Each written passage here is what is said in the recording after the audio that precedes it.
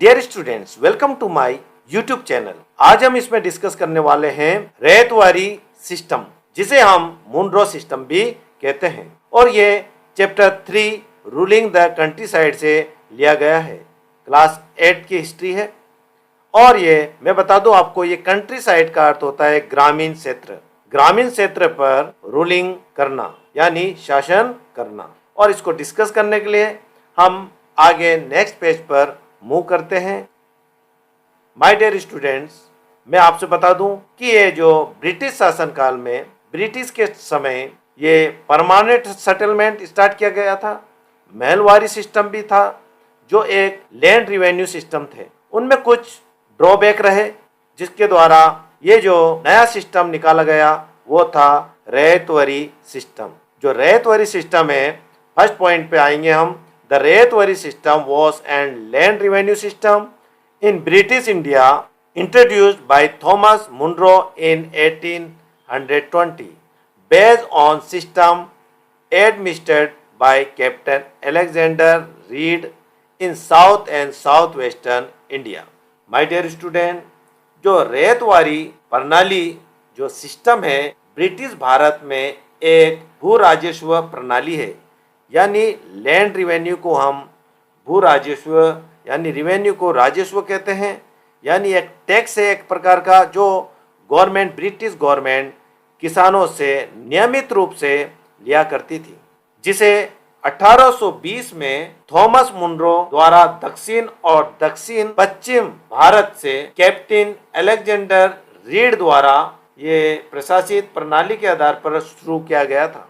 इसका मतलब ये है कि कैप्टन अलेक्जेंडर रेड ने ये जो रैयतवारी सिस्टम है उसको तैयार किया था और थॉमस मुनरो ने इसे शुरू किया था। ये 1820 की बात है।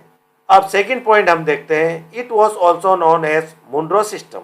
ये सिस्टम थॉमस मुनरो ने इसका शुरुआत किया था, इसीलिए इसे मुनरो सिस्टम भी कहा जाता है, रैयतवारी सिस्टम को। थर्ड पॉइंट है, the settlement was made directly with the ryot or peasant, who was recognized as the landowner as long as he paid revenue. My dear students, जो यहाँ पर जो भी समझौता सीधे रैयत या किसान के साथ किया जाता था, रियोत मीन्स होता है पीसेंट यानी किसान, तो इनका जो भी समझौता था ब्रिटिश का, वो डायरेक्ट ये किसानों से इनका समझौता हुआ करता था, और जिसे तब तक भूमि मालिक के रूप में मान्यता दी जाती थी जब तक वह राजस्व का भुगतान करता था, जब तक वह रिवेन्यू देता था किसान, जब तक उन्हें मालिक के रूप में मान्यता दी जाती थी। यानी उनको लैंड ओनर का राइट्स दिया जाता था, अधिकार दिया जाता था। अब मूव करते हम नेक्स्ट पेज पर। The revenue rate of Ryotwari system were 50% where the land were dry and 60% in irrigated land. Ryotwari प्रणाली की जो रिवेन्यू दर थी वो 50% थी, जहाँ भूमि सूखी थी, जहाँ पर भूमि सूखी थी वहाँ पर 50% ये लोग रिवेन्यू लिया करते थे, और जहाँ पर सिंचित थी यानी इरिगेटेड लैंड था, उन लोगों से वो 60% रिवेन्यू लेते थे यानी कर लेते थे। कर मीन्स होता है टैक्स। और ये जो रिवेन्यू हुआ करता था वो उनकी लैंड की फर्टिलिटी के आधार पर यानी उपजाऊपन के आधार पर इनसे इस तरह का रिवेन्यू लिया जाता था। Point fifth, revenue was revise every 20 to 30 years, यानी 20 और 30 ईयर्स में ये जो रिवेन्यू सिस्टम है उसको संशोधित किया जाता था, रिवाइज कर दिया जाता था।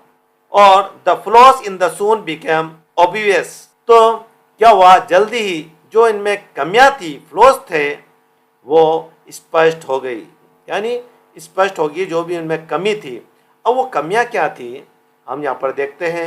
जब ये रैयतवारी सिस्टम चलाया गया तो गवर्नमेंट ने उनमें इस तरह का जो सिस्टम था उसमें कुछ कमियां रह गई थी। सबसे पहले जो फ्लॉस थे वो था रिवेन्यू वॉज टू हाई, जो उनका राजस्व था, रिवेन्यू था, वो बहुत ही अधिक था। इससे जो किसान थे वो इनका जो रिवेन्यू है वो अदा नहीं कर सकते थे। Second point, revenue had to be paid even if the crop failed. फसल खराब होने पर भी जो रिवेन्यू है इन्हें किसानों को देना पड़ता था। थर्ड पॉइंट है, इंस्टेड ऑफ द जमींदार the state became the oppressor.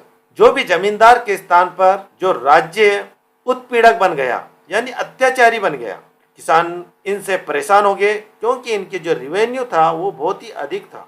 अब जब इनसे परेशान हो गए तो यहाँ पर फोर्थ पॉइंट है, देखो, peasant began to leave the countryside. किसानों ने ग्रामीण इलाकों को छोड़ना शुरू कर दिया। अब वो ग्रामीण इलाकों को छोड़कर शहर की तरफ जाने लगे। मैं समझता हूँ आपको ये जो टॉपिक है मुनरो सिस्टम समझ में आ गया होगा, जिसे हम रेतवारी सिस्टम भी कहते हैं। ये रिक्वेस्ट आई थी मुझसे, सर ये वीडियो जरूर बनाना, इसलिए मैं ये वीडियो बना रहा हूँ। इसी के साथ ये जो टॉपिक है कंप्लीट होता है।